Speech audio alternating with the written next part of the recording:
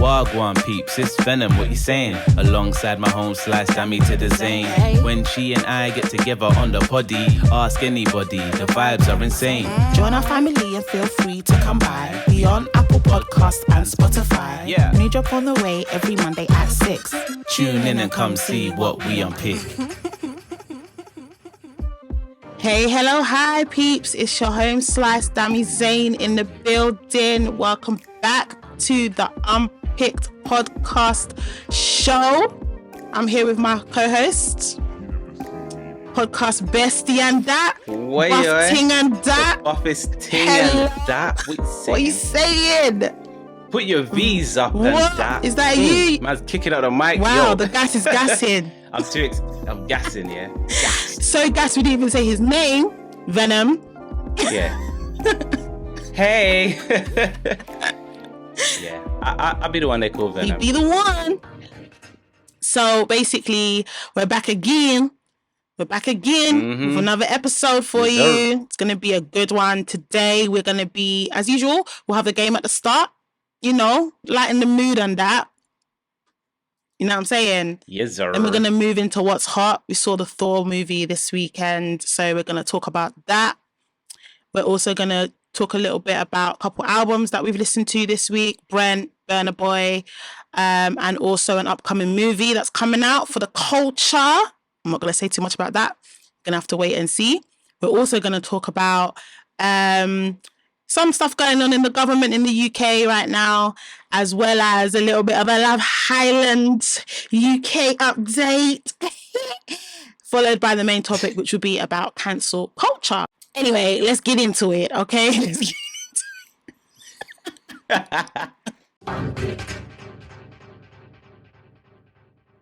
Listen, so I was a bit flustered. I was in a bit of a panic on the way home. This is what I was going to tell you earlier. I didn't even remember the this or that because I was dealing with stress. I got into work this morning, sat at my desk, said hi to my colleague, started doing small work. My stomach went, I was like, whoa. Like what we saying, isn't it? And then it was like, no, I'm calm. I'm just letting you know, innit? Like I was like, oh, okay, cool. No worries. Carried on doing my thing, got to lunchtime, went out, got some nice lunch, sat in the sun, enjoying all of that kind of stuff. Went back to work, working, no pressure. Got on the train to come home. I said, hey. My son was like, yeah, so obviously remember earlier, like, well, I'm back you know again. Yeah, I was like, oh, like, say swear, like, how long have I got? He's like, yeah. Till you go home, innit? But just know, innit? I was like, okay, cool. Got off the train. Hey. Stress. So I had to take my headphones out. In this heat, you must have been been sweating. In this heat. different sweat. Oh, nah. And you know, like, the closer you get to home, yeah, innit? the more pressure. The more pressure. I was under pressure. The walk home from the station is like a good 10 minutes. The pressure just mounted. Wow. So yeah, I wasn't even ready. By the time I was ready, this or that was not even on my brain. It's only because my wife said to me, so what are you not talking about today? And I was like, what are we? Ooh, you are correct. Wait a second, yeah. So when you needed extra time to come on set, I was cooling down. I see. I was cooling down. Yeah, man. I had to do the... I mean, I'm not gonna lie to you. It's hot out here, guys. Like, I just need to do it quick. Ooh, I'm sweating already. It is hot. Mad. I don't care. You guys gotta see the truth. This is the truth. This is real life, okay? It's true, actually. For our viewers who are not from the UK or maybe from, like, further up in the country, I don't know what your temperatures are, but today we was dealing with, like, 31 degrees, which is a lot for London. Yo. So everyone's feeling it. It's hot. It's hot out here. But enjoying. But yeah, man. This or that. Are you ready? I finally got one that I'm like, it's not sex. And I'm proud. Don't worry. You're not shagging anybody. Thank God, because, you know, your girl out here is a virgin in that. So there's no sex scandals. There's no tapes. It's just simply music. Praise God. You can be purely virgin. Praise God, because okay? I am purely virgin. Yes. Right.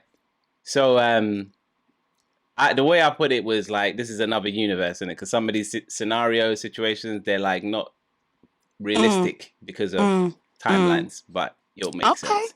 So in another universe, you run your own music label.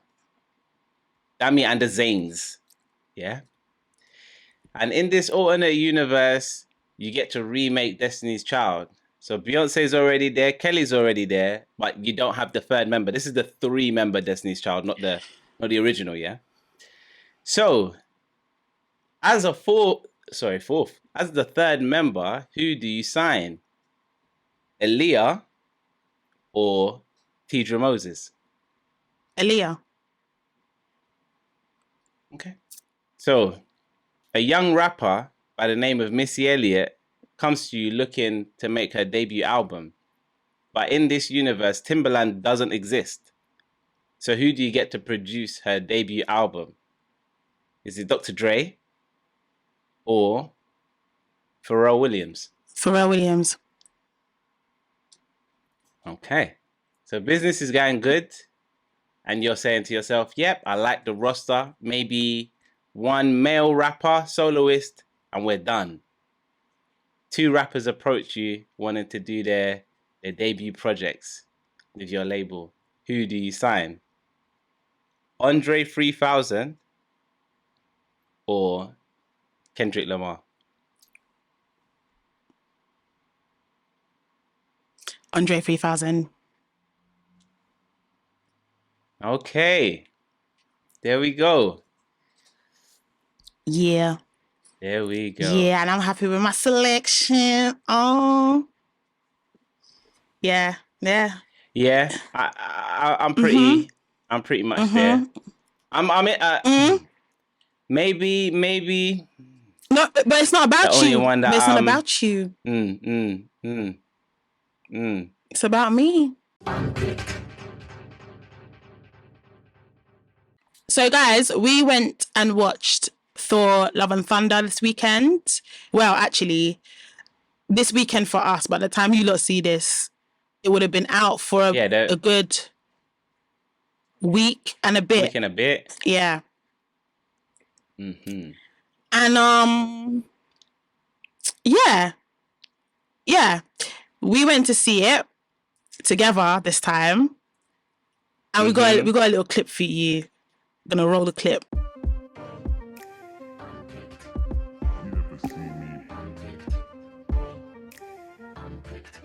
Few moments later. Alright, so Some form. So you saw it. Well, sorry, what did we see? Thor. Love and Thunder. Yes. What's your first impression? I laughed a lot. A lot of laughing. Yeah. It was Bare funny. jokes. Bare It jokes. was hilarious. Do you know what? I did realize though? I now understand why it came out in Pride Month. Yes. Like I wouldn't even have considered that, but that's no coincidence. Do you think they did that on purpose? 100%. You think so? Love and Thunder, even some certain like key sentences, i.e., I choose love. Yeah. Yeah. Oh, yeah. Yeah. I see that. No coincidence. Amazing film though. Oh yeah. Out of 10. Absolutely. I'm gonna give it a 9 because I'm gonna say that as much as it was comical, there was enough fight scenes in there for me to take it. Yeah. Yeah. There was a good deal of fighting. There was new characters. Which is always fun. There was a lot of jokes, like a lot of bands. and there was a lot of jokes. Like it felt like at a point, like every 1 second there's a brand new joke, but not in a bad way, in a good way. Yeah. Absolutely.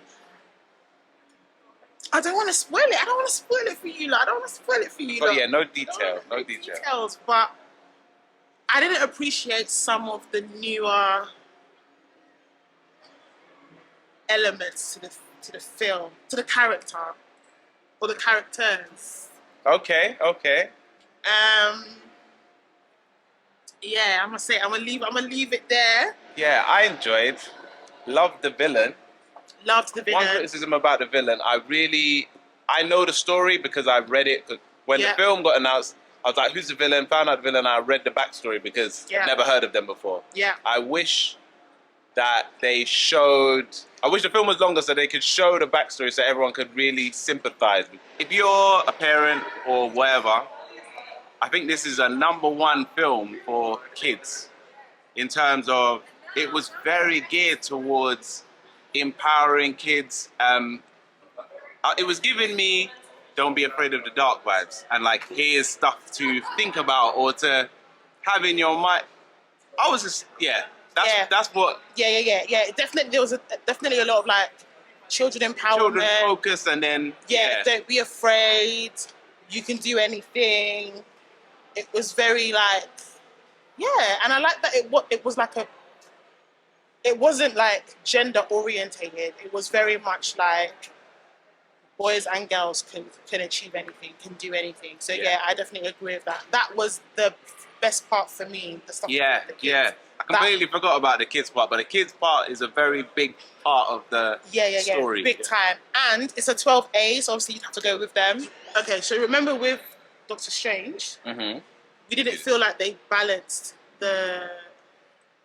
we didn't feel like they did enough of the Strange. Yeah, they didn't. Yeah.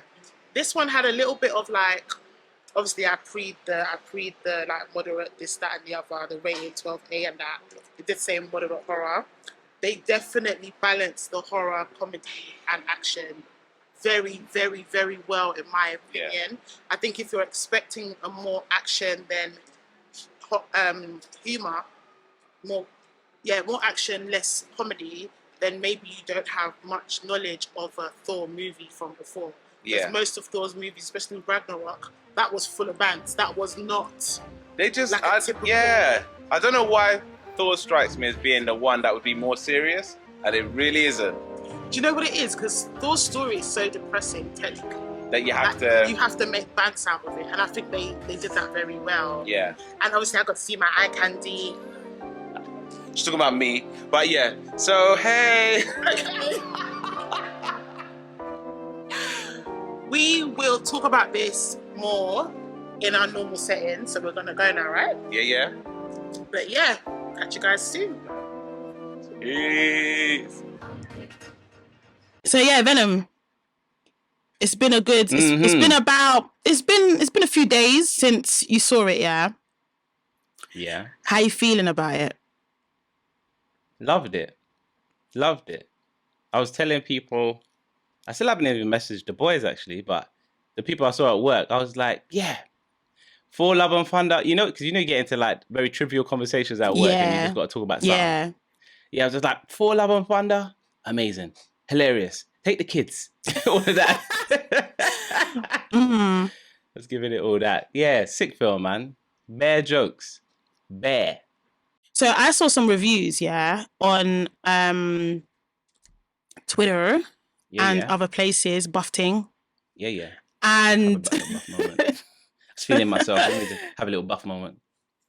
Please continue. It can't be me every week, so I get it,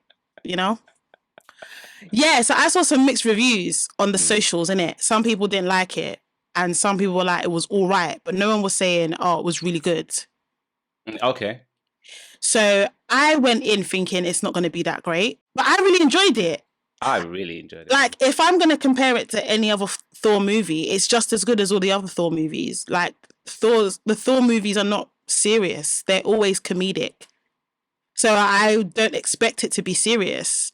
I get it. Some of the jokes might have been a little bit on the cheesy side, but I appreciated that. I loved it. I would go as far as to say that it's better than all the other Thor movies. Personally, for me. I don't know if it's better than the first one. I definitely think that it was better than Ragnarok. I can't remember the first one. Can't remember what the story of the first one was. That's why you probably feel like this is the best one.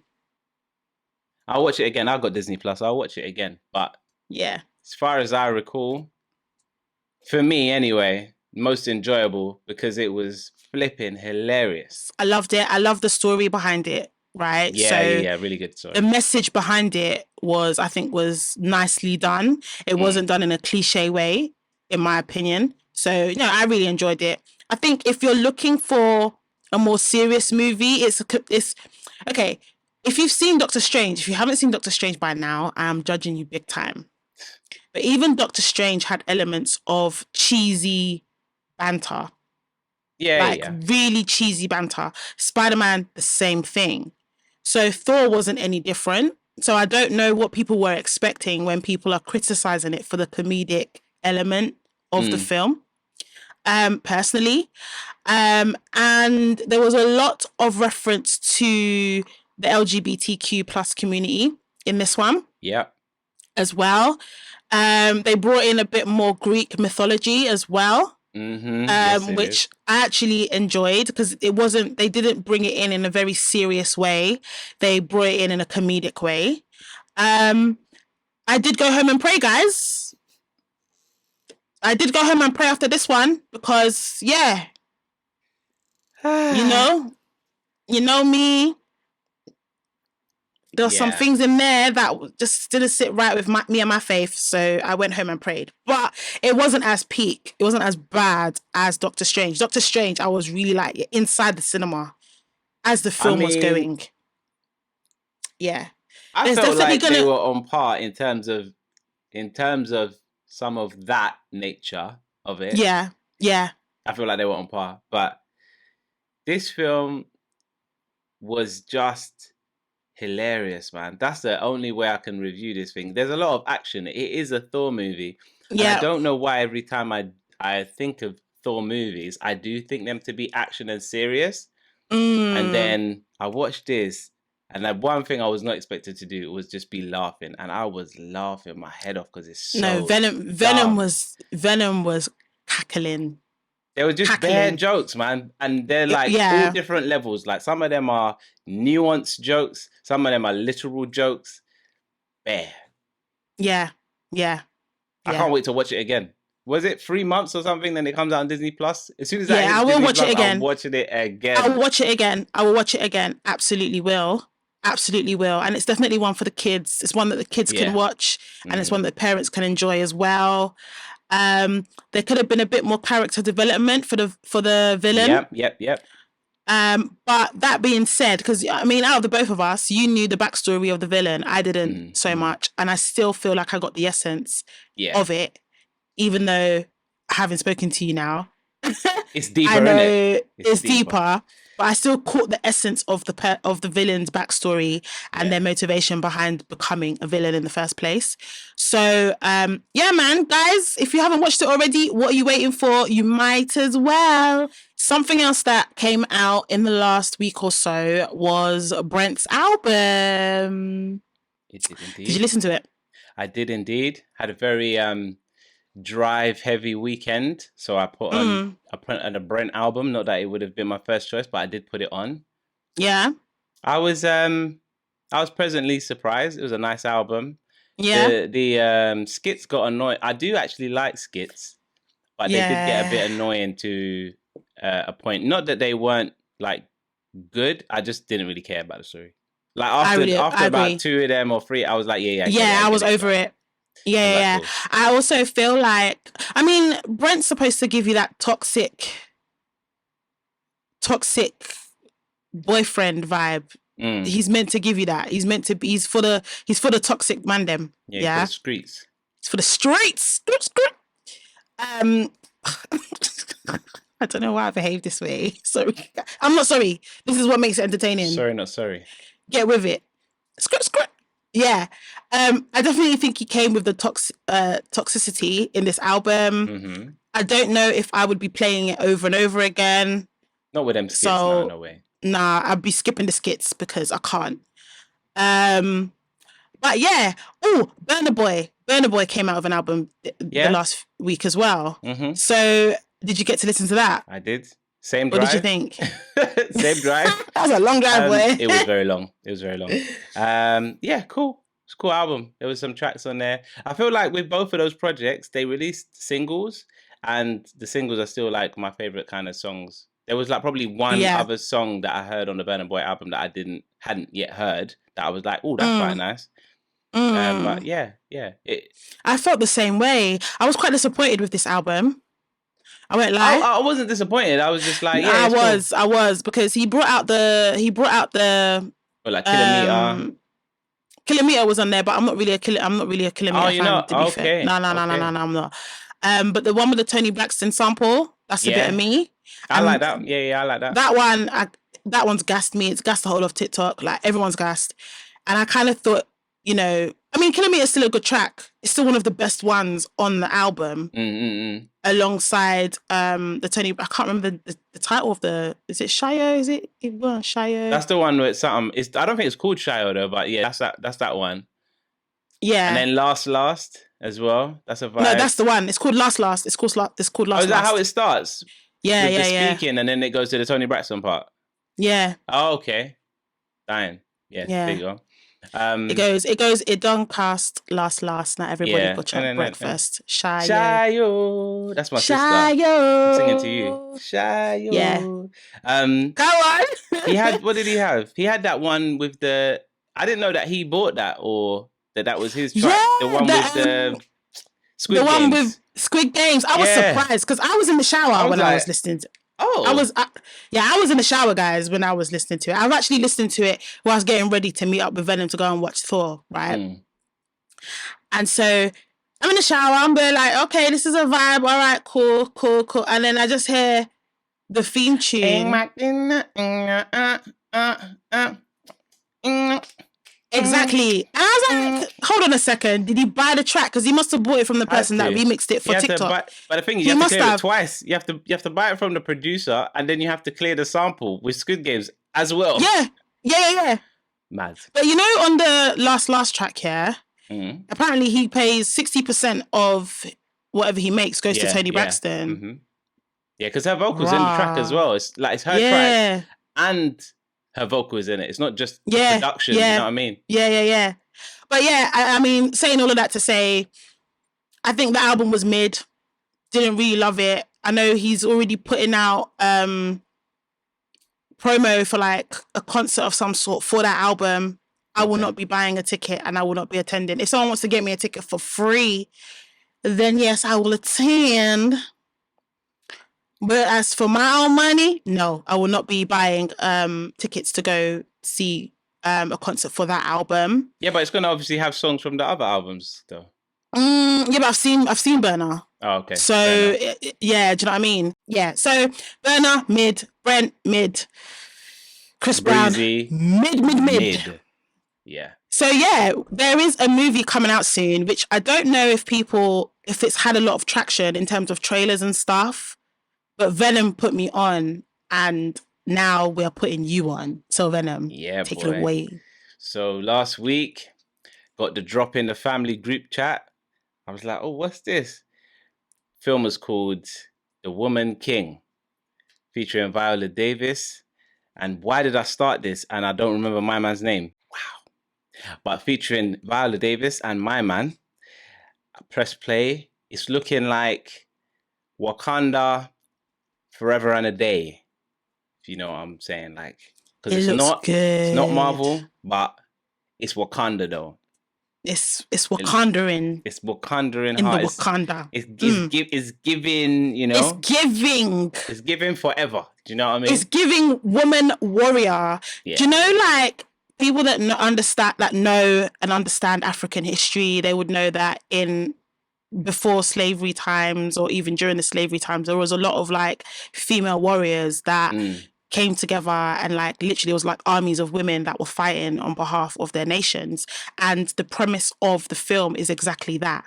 So, for once, not only do we have a female lead in this space in terms of like leading an army, leading a battle, but it's also from an African woman from an African country, bringing in the African artifacts and history and all of that. So if you're like Venom and I, that's very into the culture, when we talk about culture on this podcast, we're talking culture. Do you know what I mean? Culture. If you're into the culture, and yes, I did rub my skin to show you what I mean by culture. If you're into the culture, I would 100% go and check out the trailer for Woman King on YouTube, right? And then we go and check it out. Yeah. We this might be one where we're like, peeps, like bring it out to bring it out to the family, you guys at home. wherever you're listening or watching, and be like, do you want to hook up with Venom and I and go watch the movie as a group? Let's do this, because this one, I might even wear Asoebi for this. I might come out in my Ankara and wear some materials. I might have to do the same. It's about to be another Wakanda in this place. Yeah, it might actually be a vibe. I might do it. But you know what? Yeah, the only thing, and this is my critical mind never stopping, yeah? Okay, yeah. I watched the trailer, loved it for everything you just said, and that's why I shared it, because I was like, oh, this is going to be sick. But then the only other thing that it made me think of, and I've got to watch the film to really get to the point of a decision on this, I was like, is it a trap? And the reason why I say is it a trap is because it's female focused, it's female lead, it's female warriors. And I'm like, wait, is this trying to reignite the black woman, to not chase soft life and to be the strong black woman that's independent, don't need no man? Like, is that what we're doing? Or are we just doing dope storyline that happens to be, do you know what I mean? I didn't even think of that, and I'm going to have to watch the trailer again. Where my mind just went in two different actions. I was like, what are we doing here? Like, because I want to just enjoy it. But I like that you mentioned that. I like that you mentioned that. And I think we will put a pin on it, because we won't know until we watch it. Exactly. And best believe, I mean, I've forgotten when it comes out. Let me get my phone out. I think it was September 22nd, you know? I think we got a couple months before it comes out, right? Yeah, let me just double check as well. Turn my volume down. Yeah. September 22nd? Yeah, September. Right, see, I can't remember nothing, but I can remember the day this random film comes out. I mean, the trailer is wicked. Yeah, so September, we will put something out there on the socials to invite people to come with us, and we can go as a group. We are family, guys. We ain't playing when we say that. Come together, watch it as a group, and then we'll talk about it. Have a little sit down about it. Do you know what I mean? I hope it's not doing that, because black women, you know what? Let's watch it before we talk about all of that. And if it's not even like that, we'll definitely do a topic about soft life and the angry black woman or strong black woman narrative, because I got a lot to say, as you lot can imagine. But no, good point. I didn't think of that at all. But we'll put a pin in it and we'll come back to that. Hot topics. This one's not even funny, but you know I'm always smiling no matter the subject. Mr. Bojo, Mr. PM, you know, man like, stay at home, don't go to work, don't go to work. Yeah, the Prime Minister is gone. Step down. He's out. Can you do that impression? What? Can you do the impression, but can you do it from basically the narrative that I want you to portray is him lying that there wasn't a house party over Christmas when the whole nation was in lockdown. The lyrics. He had specific lyrics. He was like, go on. You know, it's the pompous nature, but now I'm thinking of it, I'm not going to do it good. But like, there was no parties in number 10. It's still a nice night, that's man. You know. I have not seen an impression like that done as well as that. So that's how he does it, man. No, that's how he talks. That was fantastic content. Man like Boris is on his way out of Parliament, and I'm going to give you guys a bit of backstory, because I'm not sure if everyone will even know the story. So basically, he hired someone. I'm not going to go into details. I'm going to keep it real short. He hired someone who has a background in sexual abuse. Just say how it is. Okay, I definitely don't know this story. Yeah, I'm listening. Yeah, he hired someone either in his cabinet or something like that with this history that he was aware of. When it came out that this person had this history, he lied that he didn't know. Then later on, he admitted that he knew, but he forgot at the time that he hired them. Oh, yeah, obviously. So what had happened was MPs were like, from his own party, were dropping like flies. Oh yeah, literally I saw that. dropping like flies. Like no man's business. like I think 33 or either 33 or 37. I can't remember the exact number, but around that number of MPs dropped out, as in stepped down, as in were like, peace out. We ain't working with him. more. Yeah, I'm not about that life. As it was getting closer and closer to like the 30s number, Boris was like basically refusing to leave. He was like, no, I'm not going nowhere. I mean, this guy has stuck around for quite a few scandals now over the pandemic till now, and he's just not stepped down. But when a high number of MPs had left, around the 30 mark, he was like, yeah, okay. Now he announced that he was going to resign, and then he resigned, gave a speech and was like, yeah, I'm resigning. He still hasn't relinquished his seat though, because he says that he's going to stay there until somebody else is appointed. So now I think there's about 5 or 6. I don't know anybody. I can't remember exactly.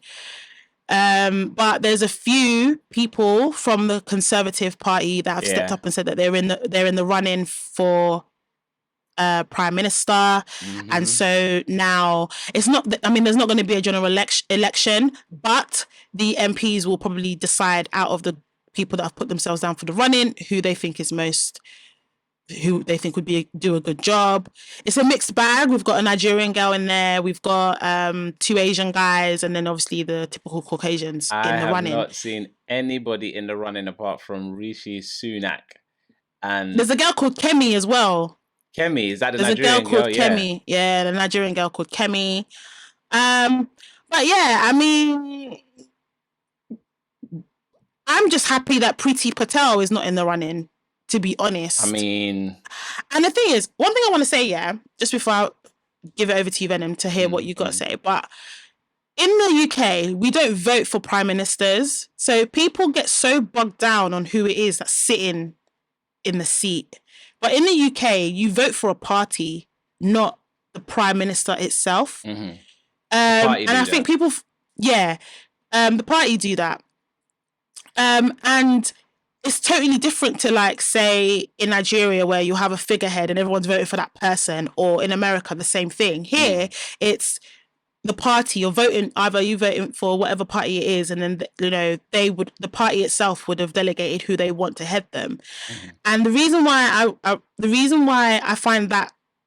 highlighted it is because irrespective of whether it's Boris there or not, the Conservative Party is still going to be heading the country, still going to be leading the country. And so their policies and what they want to do is exactly what's going to happen, basically. And it's until we vote Conservatives out, if that's what you believe in and that's what you want to do, that we're going to get a different party that brings something new to the table. So whilst Boris is on his way out, so long as the Conservative Party is still leading the country, don't think that we're going to see much change, in all honesty. That's just my personal opinion. But Venom, what do you think? So somebody was celebrating him leaving, and they mentioned it to me, and I said, I'm very apathetic when it comes to politics anyway, because it's not what it's presented as. Don't really believe in democracy that they call it. I don't believe it's democracy. But anyway, I just said it's like, when they said, oh yeah, Bojo's leaving, I was like, yeah, but it's like putting a new sock on the same foot. Like, it's... Exactly. I wouldn't celebrate that. Like, you still got the same foot. You know what I mean? Exactly. Yeah. So, yeah. I mean, he came and did what he had to do. Like, Boris... He did damage. Boris did what he wanted, what he came to do. And the reason why I say that is because back when we were deciding on Brexit, whether to stay, whether to remain or to leave, he originally was on the remain side. And then somehow he managed to switch to leave. And then I feel like he knew, I mean, it was all strategic, innit? Like, he switched to leave side.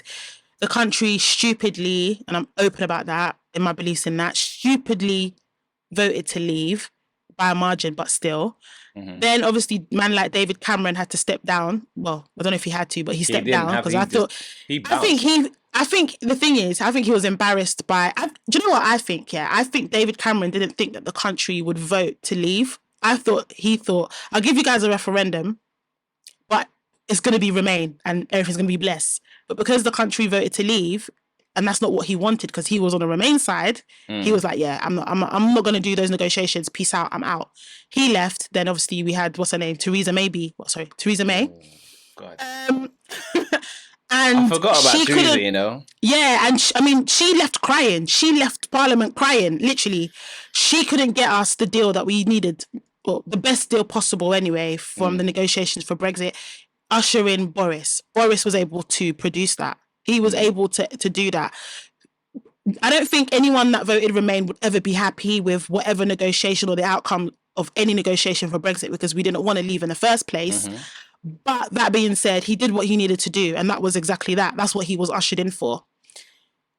Then along comes COVID, which is happening alongside Brexit and all the negotiations, especially at the beginning. And I mean, we're still in this phase at the moment where we're in this interim phase at the moment with Brexit. So yeah, he came to do what he had to do in that time. It's just that obviously because Boris is a nonce, in my opinion, a lot of scandals meant that man's got to step down now. It's all timing anyway, because him leaving now, like, he'll be out of that seat before October. Then that's when they'll, remove the cap on the inflation rates, and then you'll see the rise, and then it won't be attributed to him, etc., etc. Someone else will have to deal with it. It's all like a game. Like, even those allegations against that person that he's from the cabinet that he's employed, he probably employed them with that being their sole purpose is, well, when I need to get out, like, that's the story that's going to come out. That's the story. And that's where I then, like, these people are playing chess, man. It ain't checkers. It's different. It's different, The games it's they very play. strategic. It's So very, this very guy's strategic. a top nonce. So the fact that a top nonce like him can be in a position like that and just ignore, like, you know what they say, like, read the room. This guy did not read the room for years, and he's running the room. He's doing absolute wahala to everybody, and that, like, Boris Johnson to me encapsulates the level of white privilege I want to have in my life, where everyone around me can be like, no, you're terrible at this job, you're da-da-da, and I'm like, yeah, fam, I'm staying. Like, I'm still here, and there's nothing you can do about it. Like, I'm going to do more. Legit, I'm like, and you, bruv, stay at home, but I'm going to have a party. But I'm going to have a party. I'm going to lie about it blatantly. There was pictures and everything, video footage of man at the party. Man blatantly lied. I didn't know. You did it like I didn't Shaggy. know. Man was like, it wasn't me. It wasn't me. It wasn't me. And they're like, no, it's you. It's you. It's like, okay, it wasn't me. Like, but I didn't know I wasn't allowed to do that. Bruv, you made the rules. Love Island. Yeah. Talk to me, boy. So Venice finally allowed me to talk about Love Island. So I'm so happy. Love Island this year, it is banging. It's not been this good for, I would say, 2-3 years. Okay. The viewing apparently has been like skyrocketing. Like, it's been on point. It's more fast paced. The people that they've got in there, the scandals are scandalous, and you don't watch it. So I'm gonna bring. Clips, man, but yeah, you catch the clips. I'm gonna tell you a little bit about what's been going on. Yeah, and I want your opinion on something from a man's perspective. Okay, so we have we had India and Dami. So obviously Dami's a Nigerian guy. India, I'm not sure where she's from, but she's a black girl from London. Boom, boom, dark skin ting. Beautiful girl. Missy R. You seen her, innit? She peng, right? She peng. I can't say that. She buff. Just hold up this thing. Yeah, man. That's what she is. Right. So, yeah, sorry, married man. My bad. I say it. She's peng. She's peng. But Dami so them two were like coupled up, and they had a really good like story. Like, it just seems like they clicked. It was almost like the beginnings of a fairy tale. Like, oh my God, they were both coupled up with different people, but they seemed to just really get on. And then like their two people that they were coupled up with got voted out, and then they were able to like get together. So they got together, and people were really rooting for this couple. People forgot that Dami's a Nigerian man. Right. Yeah. I'm going to come back to that, because there's a Nigerian men are getting it in this country right now. I don't know about anywhere else, but in the UK, Listen. So people forgot. It was a love story. People thought this could be the black couple that wins Love Island UK because we've never had a black couple win the Black Island, Black Love Island, Black Island. We wish Black Love Island. No, we've never had a black couple win Love Island. We've had a mixed person win with a white guy, but we've not had a black couple. Who's so that, for Amber? Black Love, Amber. So we were like, do it for the Black Love, right? So anyway, there's this thing called Casa Amor. I don't know if you know about it. Is so that basically the show what they after, do. or that's the No. other place? Let me tell you, yeah, exactly. Let me give the tea. I love that I can talk to you about it because you don't know anything, so I can just give you the tea. I know anyway, general stuff, man. So there's Damini in India. They were like, loved that. We thought these were the ones, they're gonna win it. Everyone, even white people were backing it. And I say even white people because normally it's the black community that backs the black couples. Yeah. But even white people seem to love them. And then we have Jax and Paige. Now, Jax he's an interesting character. He's an ex of one of the girls that's in the house. Right. But she's coupled up with someone else. And Paige was struggling to meet someone or get someone to like someone that was interested in her. Then she meets Jax. Jax comes in. They seem to hit off in the beginning. But he can be a bit... people think he's problematic because he said some things that you don't say to someone you're dating. So, for example, he told her to F off one time. Okay. It should be annoying though. Well, the situation was there's this heart rate challenge where they danced all sexy and it was lit. Oh my God, even my heart was racing for the girls, not the boys though, because I feel like when boys do stuff like that, it's a bit cringe. But the girls, I was like, this is hot. So the girls came and brought it. Anyway, his heart raced for somebody else, and she didn't like that. She was upset about that. So when she brought it, and his heart raced for his ex who's in the house. And the ex's heart raced for him as well. So her guy wasn't happy about that, and then his girl Paige wasn't happy about it. And I got it. You know, I mean, guys, oh my God, I nearly exposed myself. But you know, as a virgin, I don't know, but I heard through the grapevine. Okay, we're doing this now. Yeah, we're doing this. Yeah, we're doing this. We're doing this. Okay. We're doing this. So, like, you know, like when you've had a sexual encounter with someone before, it's very easy for you to be seduced by them again, in my opinion. I feel like because you've seen things, you've done things, and your body, like, we can't control how our body reacts sometimes to certain things. So, like, if you found that person attractive before, you might hate them, but they would know your body and you would know theirs. And so your body will react even if your brain is like, this person's a dickhead, right? Yeah. Your body will react. So I think that's what happened. I think, you know, they've obviously had a sexual relationship in the past. And so that's why his heart rate raised, right? And when Paige came to Jackson was like, I don't like it. He was like, I had flashbacks first. That's what he said. I had flashbacks. And then he told her to F off, that she's being dumb, basically. Okay. Fair. Yeah. But anyway, so Casa Amor comes along. So I bring those two couples because those two are the ones that I actually care about. The rest I don't give a damn. And it was mad. So Casa Amor comes. The girls go. They get told they're going on a date together as a group, like a girls' trip. They end up being taken to Casa Amor, which is another house. And it's something that they do every time, every season. And what they do is there's this concept of testing relationships. So what they'll do is they'll separate the guys and the girls. They'll give the guys new girls and they'll give the girls new boys, and then they'll leave them there for a week. And then when they come back, they get to decide, do they want to stay with the person they were with in the original villa, or do they want to bring the person that they might have connected with in Casa Amor back into the villa? Okay. Now, bearing in mind that Dami and Jax were moving like, these are the girls we want, wearing like, this is it for us, like my head cannot be turned, like man's in it, like I'm not going to be checking for no one. Cool. When the new girls came in, Dami was there doing freeway kisses with two other girls. Mad. Lips in other girls' beds, sleeping in the same bed with this other girl.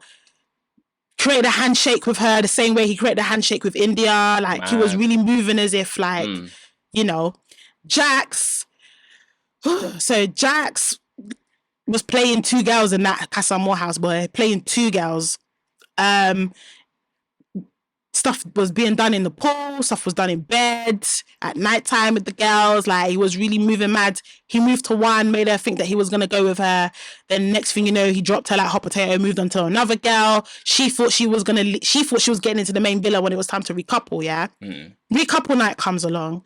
Dami chooses the new girl from Casamore. Okay. India comes in with a new guy. Difference is, India didn't do anything with the guy. She just did the whole, as much as I really like Dami, I need to play this with my head. So I'm going to bring another guy in so that I've got more options to like choose from. She's not in a relationship with Dami. Dami's not in a relationship with her. So she's just like, I'm going to bring this other guy in. His name was Deji. I'm going to bring him in just so I can get to know both of them and then I can make my decision from there. Right? So that's the difference. Yeah. Jax stuck with Paige. So he was just having fun, basically. But the girls that he played dropped it to Paige right there and then. That rah, especially the last one, she was like, rah, I thought I was going to be in the villa because we had a connection. He was telling me that he's never felt this way about anyone before. Just basically. That night was mad because that was the night that as he was changing to go to bed, someone freeze framed the screen and caught a glimpse, screenshot of him in his panties with brown marks at the back, and we could all guess what that was. Dirty boy.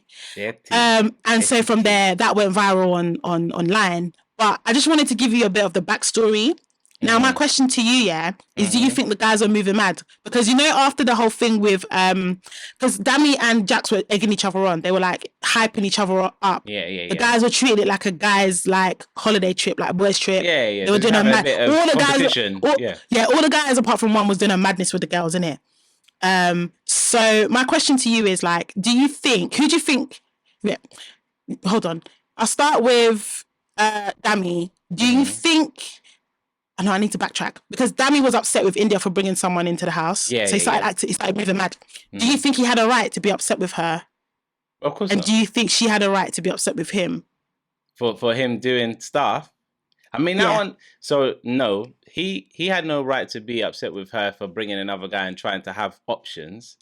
Not because of that, but because of what he did. If he had done nothing and she just brought some next guy, me personally, I'd be like, rah. Okay, I thought we were blessed in it. Do you know what I mean? But he was moving mad. So, but it's a deeper conversation that I want to get into on that.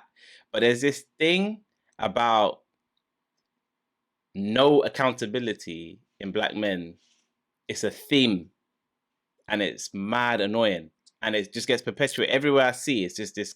Keeps coming back to this thing where they just never want to take accountability in the places that it's like broadcast, not generally speaking, but I mean on shows or Oh, we definitely going to talk about that because I have to. Yeah, I don't even want to get into it. We definitely because I have to say that Dami, I've never seen someone on Love Island go from being liked to being hated. Like, he was loved, everyone loved him. And then all of a sudden, because of what he did in Casamore and the way he behaved I think it's how he treated her when it came to when she came back. No, even when he was out there, because the first night of Casamore, he was really lip-syncing other girls. People were like, rah! And then people remembered he's Nigerian. And then that caused the whole thing. So we're definitely going to talk about that at some point, because I definitely want to do a main topic on Nigerian men and this hatred for Nigerian men. It's very serious right now. It's peak to be a Nigerian man in the UK right now. In London right now, it's peak to be a Nigerian man, and I feel like Dami just perpetuated that.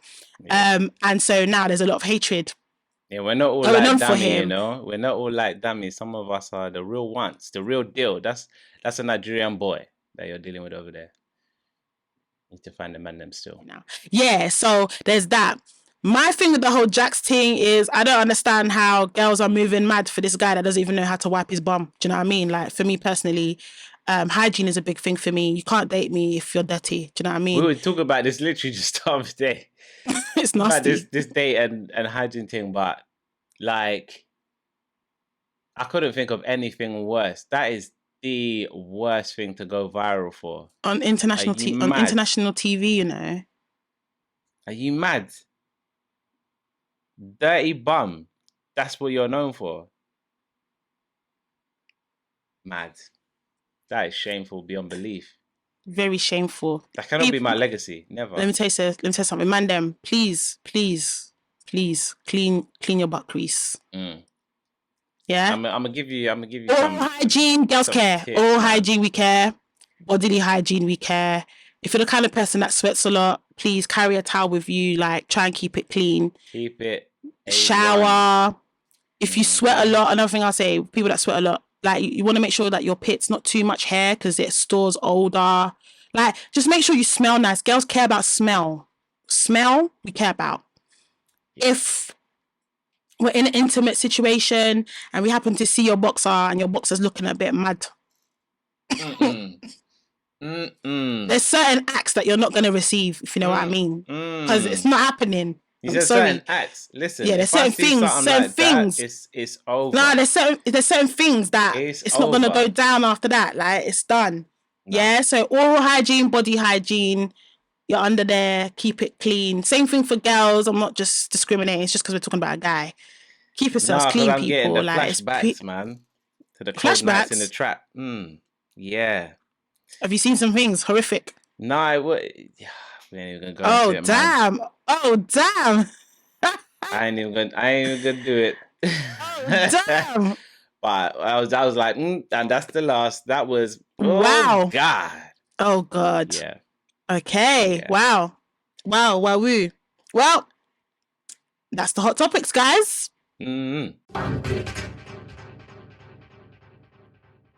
Guys, last week Venom dropped a bomb in the last episode. Boy.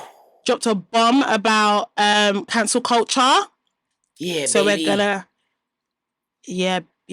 babes. So we're gonna talk about that. And the question we want to unpick today is cancel culture effective? Venom, what are you saying? Let me just power up real quick. Yeah, so cancel culture is not effective. That's my answer. No, cancel culture is dead. Cancel culture is I get why it originated.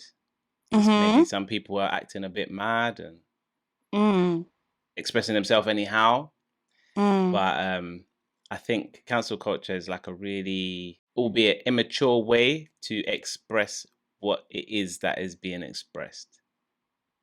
Because it's more like it's very knee-jerk reaction and bully-ish.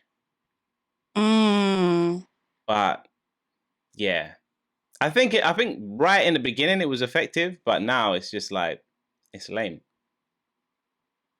It's pretty lame because it says more about society now than it does about the person who's being cancelled, because you knee-jerk react to someone saying something or doing something that society deems wrong today, whether that happened when society thought that was fine or whatever, and then no one really appreciates the idea that things move on and maybe that person doesn't feel that way anymore, or maybe they've grown from that time, whatever it may be. So yeah, I agree with that. Back in the day, cancel culture was more effective, especially if we were using it for the right reasons. So like if someone has committed a really disgusting crime or something like that, that's not something that you can really come back from. Like Robert Kelly is now known as someone who has committed the crimes he's committed. Even if he is rehabilitated through the prison system, and he comes out and he's had therapy and he's had all sorts of like, support and stuff, and he's now a changed man, and he says, do you know what, I'm not really into young girls anymore, and whatever. The fact that he committed those crimes for so long, to me personally, it seems just that he was cancelled the way that he was cancelled, even though he's not 100% been cancelled, because some people still listen to his music and support him. I don't really feel like I'd say R. Kelly's been cancelled. No, but the reason why I brought him as an example is because what he did is so big and so bad that that's the kind of thing that I would expect someone to be cancelled for. But for someone saying something however many years ago when they were young and stupid, and that being the tweets being dug up, for example, now that they're an adult and they're doing very well, and that being the basis as to why we're cancelling them, that's where I think that's wrong. And I agree with what you're saying, because actually it kind of gives the idea that people can't grow from their previous opinions and state of mind. Like, we're saying stuff now. Who used to say that when this podcast is still running? Yes, I said when, not if. When this podcast is still running in, say, 3, 4, 5 years, that both of us won't have different opinions on some of the things that we've spoken about right now. Does that mean that we can't change our minds and have a different perspective and a different opinion? Listen, no. In 5 years. And so it would be very irritating if, for example, me calling Venom bold some episodes ago, and later on, I now say, actually, I think it's completely wrong to be calling men bold and and someone goes through the rigmarole of finding an episode where I said something about bold men and then using that to cancel me. That would be ridiculous, because clearly I've changed my mind. I think people have the right to do that. But they're going to see the energy that you came with, though, when I... And my fake apology. Yeah. And my fake apology. That's going to be what they drink. It ain't going to work. 5 years from now, you're definitely going to be defending yourself. Because you're gonna have, they're gonna be building a case against you for your sexual offences. Whatever. I mean, I'm not even gonna say what I was about to say. I will do that when I get there. I'll cross that bridge if and when I get to it. But that's more of an opinion that I was expressing. In our podcast episodes, we express opinions. The same thing with Twitter. People might say, no, I'm taking it back.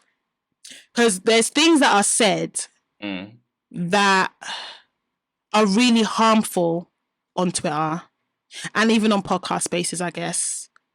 And you can apologize for it and say, I've changed, or I've moved on, or I see the error of my ways, but it doesn't take away from the fact that you hurt someone or hurt a group of people at the time. But you might not have hurt a group of people at the time. I mean, I know I did. I mean, let's go back to me calling you bold, yeah? Remember, I called you bold. Yeah. So unless you come out and be like, actually, though, Dammy, unless in a few years from now, Venom... I said it right now. Hold on, no, you didn't. No, hold on. Right now. I said I was offended. No, you wasn't. I said I was hurt, deeply hurt. Were you? Yeah. Seriously? Imagine me being called bold. Venom. Hello? I'm really sorry if I hurt your feelings. Legit. Well, I don't accept. You don't accept my apology. No, I don't. So what do I need to do?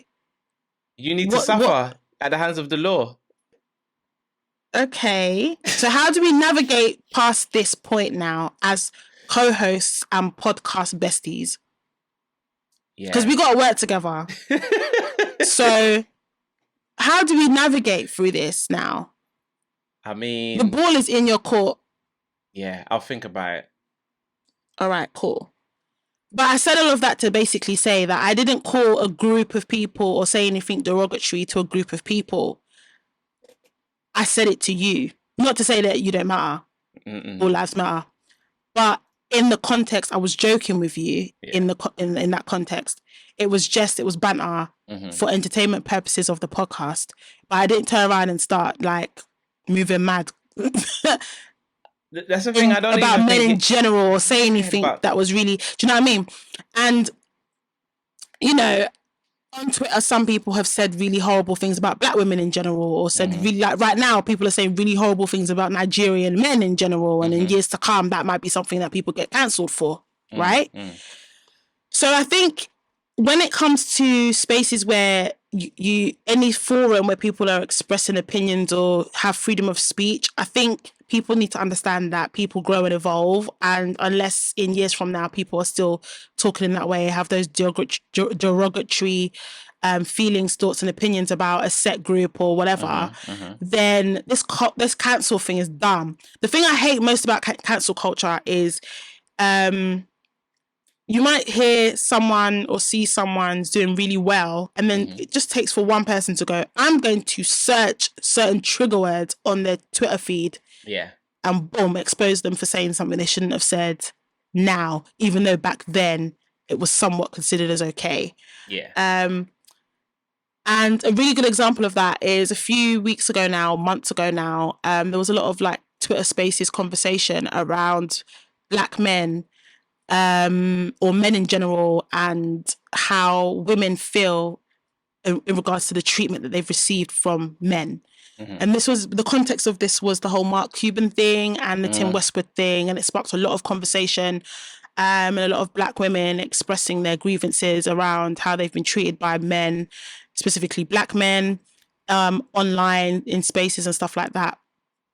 And literally every guy that would come up and speak and be like, yeah, man, then we need to do better, real quick, within seconds, they'd come up with something like, oh, we've seen some tweets from 2009 where you were calling black girls blah blah blah, and it just turned into like thousands of girls like focusing on this guy, literally hanging him in the space, and if he wasn't saying the right thing, they were ridiculing him. And it, you know, in the beginning for entertainment it seems funny, but you've literally just done to him what he did to you back in the day. Yeah. You've literally bullied this guy now. And I get he needs to take accountability for what he said back then, but he said it in 2009 and we're now in 2022. So I feel like the whole behavior around people going to look for things on purpose, I think that's sticky. And when we use that as a reason to cancel people, I don't agree with that. But if someone's committed a crime or done something really gruesome and nasty, then yeah, we should be cancelling them. And really it shouldn't just be the everyday Joe. And to be honest, even social media influencers and stuff, they're just normal people. If it's a celeb, cool. But if it's just like an influencer, it's redundant trying to cancel them, because actually what you do is you stir up more conversation about them. Their names are being mentioned more. You're building up their engagement. All of a sudden people are going to their social media profiles to see what was said, what was done and stuff like that. And you're actually putting more money in their pocket, which means you're not actually cancelling them. Yeah. By definition. But it's just also like the number one story that comes to my mind when I think of cancel culture and why it's ridiculous and doesn't work, etc., is the Kevin Hart story. I don't know if you know about it. When he was meant to host the Grammys or the BAFTAs, one of the two. And and then someone dragged up this old tweet where he made a joke that had like obviously reference to homosexuality, and they were like, "Oh yeah, you need to apologize for it," and he was like, "I already have, like, before." And then I'm not going to apologize for it again. And that was my point. I was like, well, there you go. Like he's actually moved past this moment. And in fact, because it's resurfaced now, everybody wants to treat it like it's now new. And view it through this lens. Bearing in mind, it was a joke and he explained the joke. I definitely can understand that. Just because it's a joke doesn't mean everyone's going to find it funny, especially people from the community that the joke is about. But what I'm saying is, if we've moved past that moment, why are we going back? Even if that was today and then he apologized for it, I don't particularly feel like they would have been like, oh yeah, cool, that's fine. Now we can move on. Do you know what I mean? Everybody be like, oh yeah, blah, blah. You know what I mean? It's just I still think, I mean, yeah, he didn't have to apologise for it. Because he's apologised for it already. I resonate with that because I've publicly apologised already for calling Venom bold on more than one occasion now. And if it gets brought up again, I'm not going to apologise again, innit? I'm bringing it up again next week. That's your business. I've already apologised. So, and it was a joke. So I get it. For me though, I feel like you cannot actually cancel someone really unless you're really messing with their career, unless you're really messing with their money. You're not cancelling them. Talking about someone, even if it's negative, bad publicity is still publicity. People that do podcasts, that do video content or anything like that, blogs or anything like that, journalists, they know that actually if you say something controversial, you're more likely to blow. So it's actually a strategy for some people for them to say wild things, knowing that it's going to create a buzz because people will talk about it, and then people talking about it, you're building their engagement, and in building their engagement, you're actually lining their pockets and giving them money. You're actually giving them peas. An example of cancelling someone, I feel like Will Smith is in the process of that, because after he slapped Chris Rock, it actually messed with his money. Like now, Certain projects with Netflix have been pulled. He's not allowed to go to certain events anymore. You know, that's messing with his money and his career. That is cancelling someone. Again, I don't think people have done that to no, him, people haven't. No, but people haven't done it, but the industry have. And that is what I would call effective cancelling. Like when Amber Heard made her allegations against Johnny Depp, and it started messing with his money, started messing with his career. Certain people didn't want to work with him. Certain projects were cancelled and stuff like that. That's what I would call cancelling someone. Like, okay, we're actually going to stop you from being able to do the thing that you've been doing that we know you for. But then those examples, do you not feel like they are like top-down cancelling? Like that's not the me and yous of this world. And that's my point. Because what I'm trying to say is that type of cancelling works, whether it's top down or not. That's what cancelling actually is. This whole we don't like that person, they're cancelled. No, it just means that you don't like that person, and you're still consuming content about them. You're still tweeting about them. Your podcasters are still talking about them. Like people are still like bringing to light this person and what they're about, and in doing that, it creates interest in them, whether it's good or bad, and that doesn't cancel them. The whole point of cancelling someone is to hush them, mute them, remove them. Like they're done out here. Do you know what I mean? Like no one is paying attention to what they do. No one's interested in whatever it is, whatever creative medium that they provide, or whatever their job is or whatever. No one's interested. No one's buying into it. No one's willing to spend money on them. That's why I don't think the cancel culture is effective. It doesn't work because unless you've got the power to actually cancel this person, you're not cancelling them. That's the point I'm trying to make. I'm just thinking the reason why I'm sort of it's because it's like it sets a dangerous premise, I guess. If only the big organizations can cancel people, which is I'm not saying they should be the only ones. But I'm saying kind of are based on that. They are. Yeah. They are the only ones that can cancel someone. I'm not saying it should be that way, but they're the only ones that can do it because they have the power to actually say, we're not going to allow you into certain rooms anymore. Whereas the public, all we do is really perpetuate more engagement for that person, which is basically we're giving them free publicity, basically. So, yeah. For me, I just feel like cancel culture doesn't exist. It doesn't actually exist in the way that we think or feel that it does. I think the only people that really have the power to do it are from above, like the people above, the people in the high up places that can actually do it. Yeah. And unless they care so much about what the public are saying and they act off of the public, which they do, i.e. Will Smith, certain circumstances. The thing is, I reckon if you was to ask the public, Will Smith shouldn't be cancelled, you know? Yeah, no, but I think everyone was just scared for their brand. Like the thing is, Will Smith has not shown himself back to the public yet, so no one has a temperature check for what's to come. Yeah, I hear that. If you know what I mean. So that's why everyone. But then if you look at but then look at Amber Heard and Johnny Depp, you can actually argue that Johnny Depp was cancelled. Yeah, no, he was. Yeah. So, but I don't know if that was because of the public, or if it was just because you've got a Caucasian actress who's really attractive, has made an allegation. Yeah, saying and that to you're save some face, monster. Yeah. To save face, Hollywood basically said, okay, cool, we're not going to work with him. Yeah, we have to disassociate. It's more of a disassociation. Yeah. So you know what I mean? But like now that his case is done, I reckon he's gonna they're gonna wanna put him in whatever's going, but I don't. Oh yeah, it would make sense. But it would make sense for them to absolutely, because it would make sense because people are more on Johnny's side than on Amber's side, which I 100% agree with. To be fair, but so people would want to see him, and it will create enough buzz for people. Like, oh my god, he's in a movie again. We've not seen him in a movie for ages, and people will run to go and watch the movie or whatever. Put him in a Marvel film, bro. That's gonna be... No, let's not do that. Maybe do another Pirates of the Caribbean and let him make a comeback. He said he didn't want to do that no more. Yeah, well, anyway. But yeah, I feel like, that's the Johnny Depp thing is another example of someone being cancelled from up.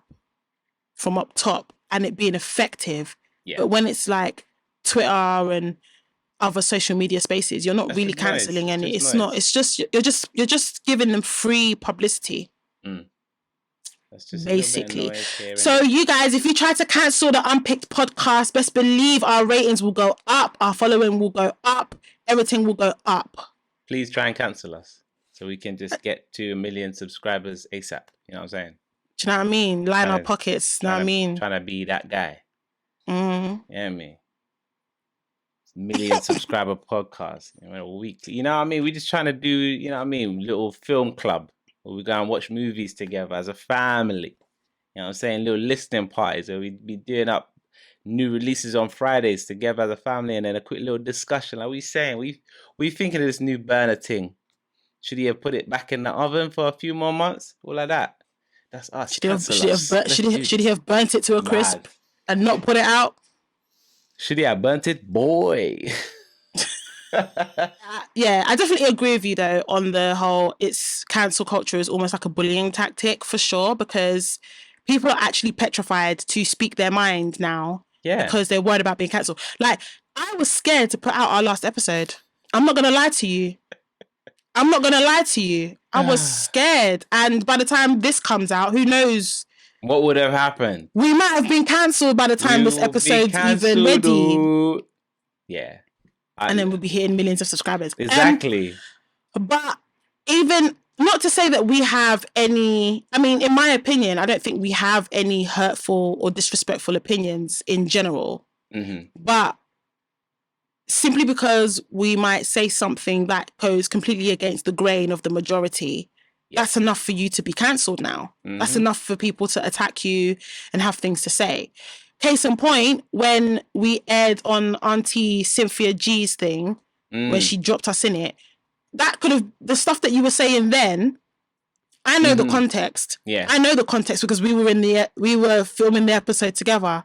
I edited the episode. We've watched the full episode. People that watched the full episode might not have actually felt a way about what was said. People that saw the soundbite and maybe saw maybe watched up to 10, 15 minutes of the episode and didn't see or hear the rest of it, who probably would have made an opinion about us. That's enough for them to be like, they're cancelled. We don't care. We don't want to know, or we're going to talk badly about them online. And I know I've got trolls that hear bits and pieces of what I say, and you probably do too. And it's like, okay, they're cancelled.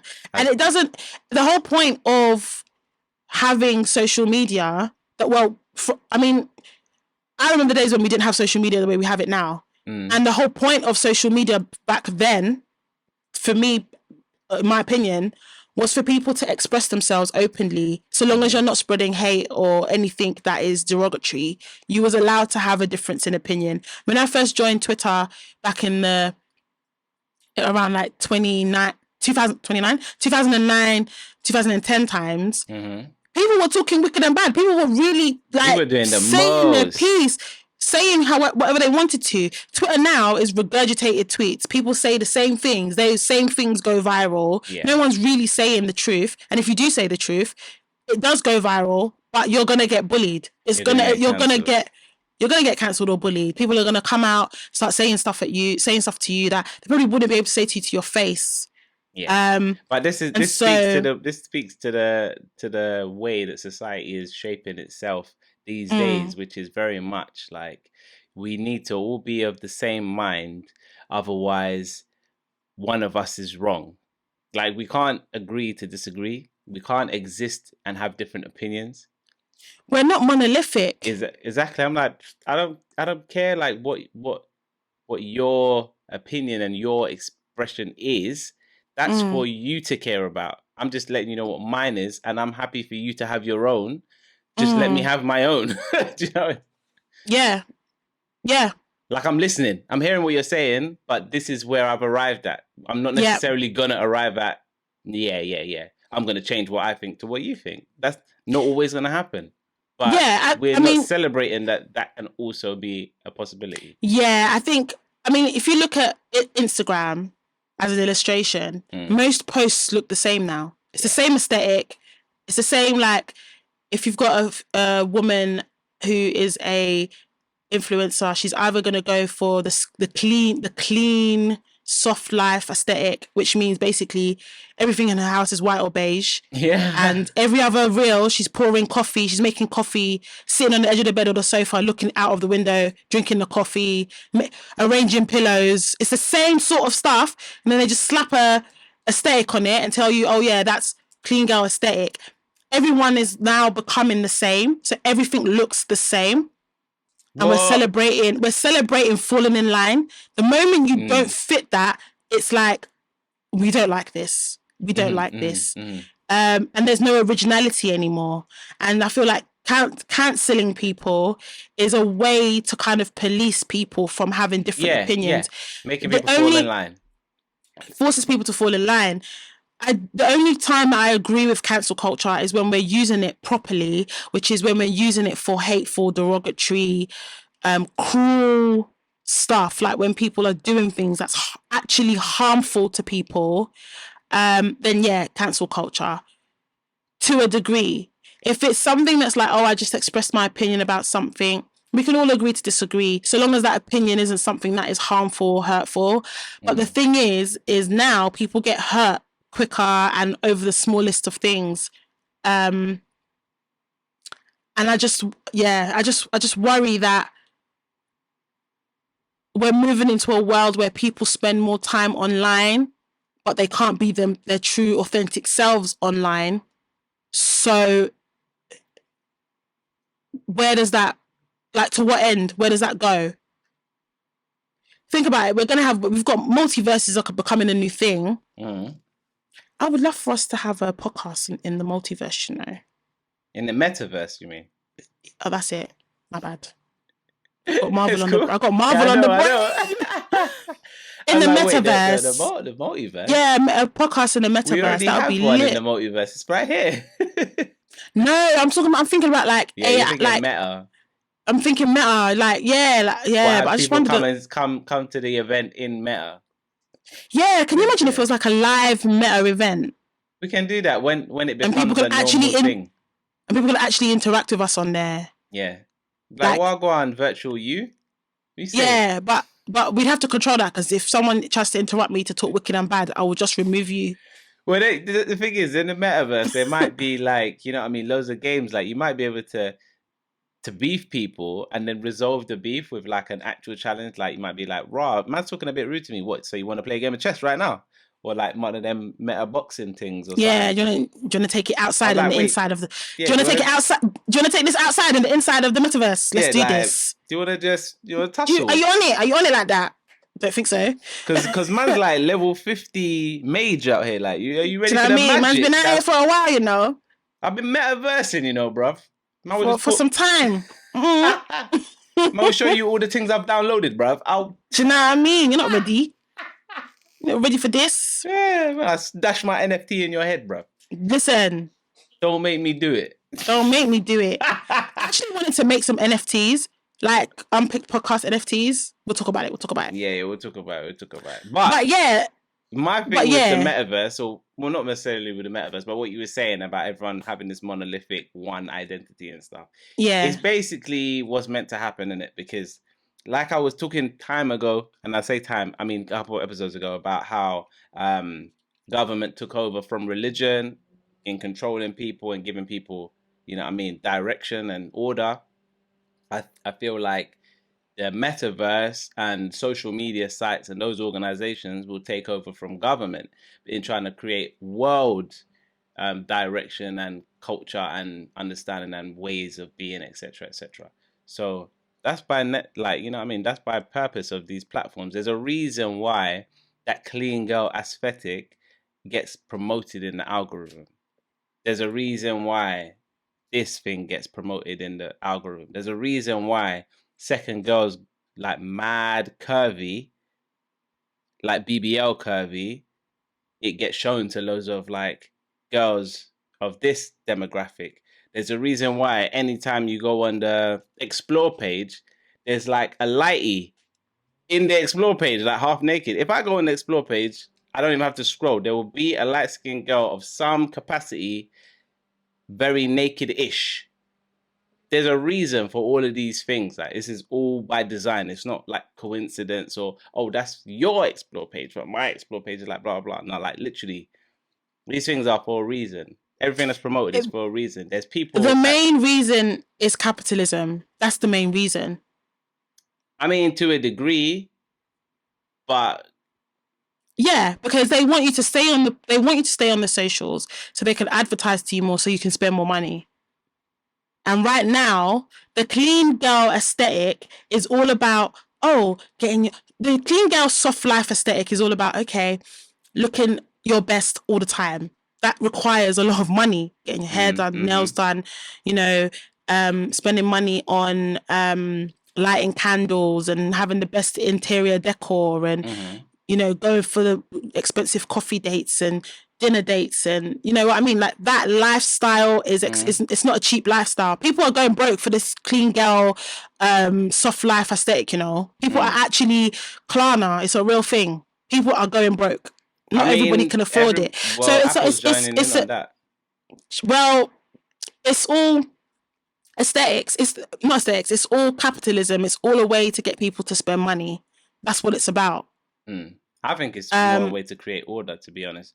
But to the end, it could be a bit of both. Yeah, to aid in capitalism, though. Yeah, it's to make the rich rich. It's to make the likes of Elon Musk rich. Basically, data is the most expensive commodity right now, investment wise, and us spending our time online and us giving them more information about what we like and then being able to advertise to us, it's a big deal. And you've got to ask yourself, why is that? That's why everything looks samey online, because they want us. It's a mixture of the two. I do agree with you about the whole, they want us to have like one identity, all monolithic, what control, everyone to think the same way, almost this is a conspiracy theory, by the way, but it's like, kind of like an iRobot thing. Like everyone's just like doing the same thing, thinking the same thing, behaving the same way. Yeah. But I think even before that sort of control, it's money. Because if they've got that sort of control on you, they can control how you spend your money, what you spend your money on, and how much money you're spending as well. So I feel like it's all to aid capitalism. It just reminded me of this situation where I was talking to a friend about my personal experience. And I was saying, you know what? I really don't like Christmas. They were like, why don't you like Christmas? I was like, because, like, I don't know, like, for other people, they like the hustle and bustle. But for me, it's like all this hustle and bustle for one day. And then, like, on the day, because my parents are not together, I've got to spend some time with my mum when my nan was alive. I would then go and spend some time with my nan because she wouldn't always leave the house, or she wouldn't necessarily leave the house early enough for me to see her. And then I've got to go to my dad because I want to see everybody. So I'm like, I hate it having to go. That's what Christmas feels like to me. Anyway, because I was working in retail, there was a customer earshot away. She heard all this, came up to me and said, I ruined her Christmas. I'm thinking, I'm talking about my Christmas, sis. I'm talking about me. What's it got to do with you? I said, your Christmas was already ruined if random black guy working in retail can talk about his own life and it ruins your Christmas. But this is what I mean. She was having her own experience and she took what I was saying like it was intended for her. It's not. It's not. And this is what I guess this is the issue, is that everybody wants to apply everything to their life. A lot of times when we talk about stuff, I then go, yeah, but from my experience, just to give the context of what I'm thinking and feeling, but I don't take it on board like that. Like once we finish the discussion, I put that down. That's not, you know what I mean? It doesn't belong to me. That's not me. Cool. Yeah. That's just what I would have done in that situation or how I would have felt, blah, blah, blah. Done. And we move. But everybody literally wants to just internalize.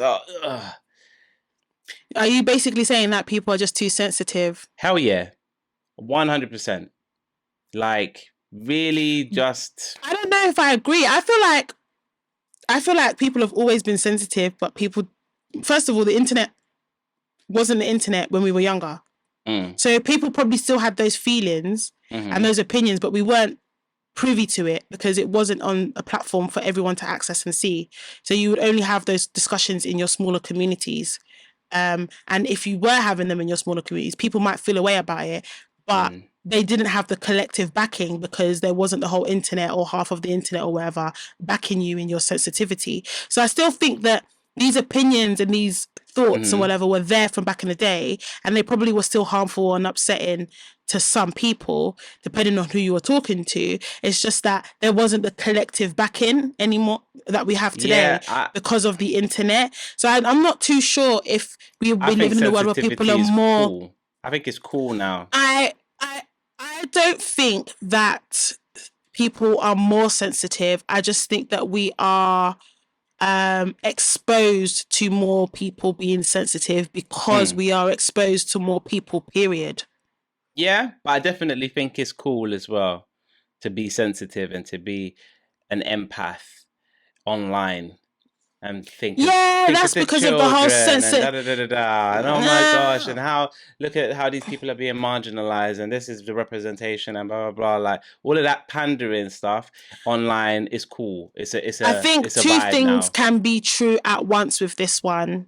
So I think I agree with you, but I also stand firmly in my opinion on this, which is I think these sensitivities have always been there. We've just not been exposed to it. People are a part of different demographics at any given time. So, for example, we're both part of the Black demographic. We're also both part of the African demographic. We're also even part of the British African community. Again, East London community. We can even take it all the way down to northeast London. See what I'm saying? All at the same time. So if someone is talking about, if someone wants to challenge being African, West African, we would sit into that at the same time as someone challenging and saying stuff about being from London. We would both sit into that. So at any given time, the reason why I'm saying it this way is at any given time, anyone could be a subject of a topic or opinion that could be deemed harmful to a demographic that you fit in at any given point in time. In terms of me speaking and imagining all of those various different demographics, I'm not going to be dancing through all of that sensitivity like, but I can't talk about people from London. And, because and then, but they're also West African or African. And then, It's just like, what? So what am I supposed to be doing? Dancing all day just to tell you, look, like, that top you're wearing is not for you. But now I got to be like, because the people from London. No, my top's for me. What are you talking about? Guys, don't you think I look cute? What do you mean? Come on, my little Tokyo drift. And that's what I'm saying. And the reason why everyone has to be sensitive is because everyone is doing the dance. I'm not on the dance. If no one's doing the dance, people would just be like, I don't really like it when people talk about people from London a certain way, but you get me? It just is what it is. And they just move with it. It's only a vibe to be that sensitive because everyone's enabling it. I agree. You don't need to enable that level of... I agree with you so long as whatever is being said isn't something that you should be sensitive about. Yeah, of course. Yeah. But people want you to be sensitive about things that don't require sensitivity. Bruv, you're actually I also think that personally, I know that you're quite chill and not much phases you. Not much phases my co-host, I have to say. I need to learn to be more zen like him. And so I think that's why you're probably speaking from that perspective. I am a sensitive person.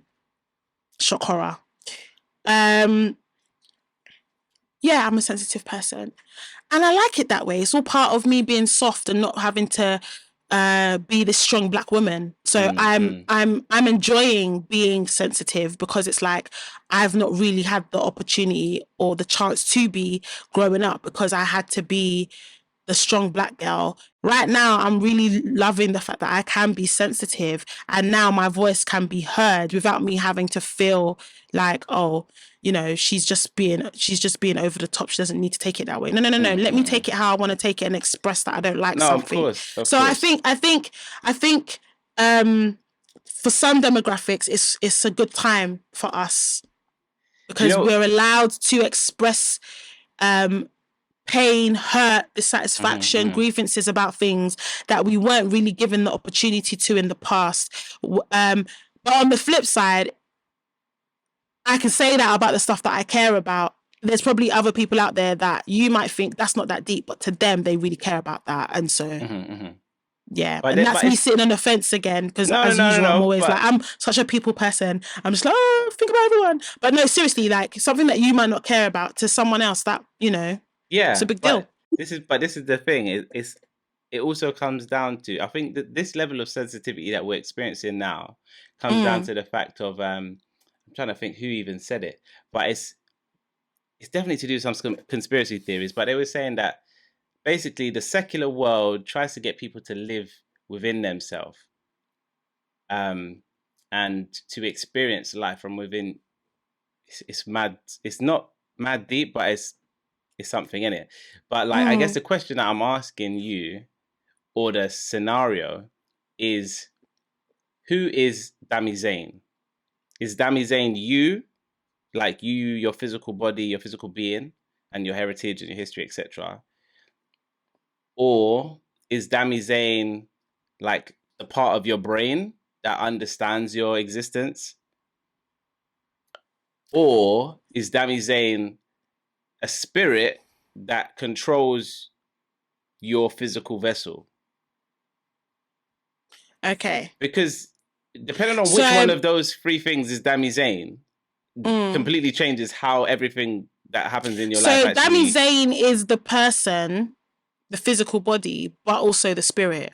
That's my answer to that, really. Because the thing is, yeah, even if he was to lift the spirit out in this world, in this plane, in the world that we live in the secular world that we live in, I am all of those things that make me who I am. I am where I'm from. I am the area that I've lived in, the education that I've had, you know, the type of family construct that I come from, friends I have, blah, blah, everything, all the socializations, primary, secondary, and all that jazz. They make me who I am, and those things have helped to frame the mindset that I have and the way that I view the world and my opinions and how I speak, how I convey my feelings, how I convey my experiences, and etc. I don't think you can separate the two. You can't separate the spirit and the body.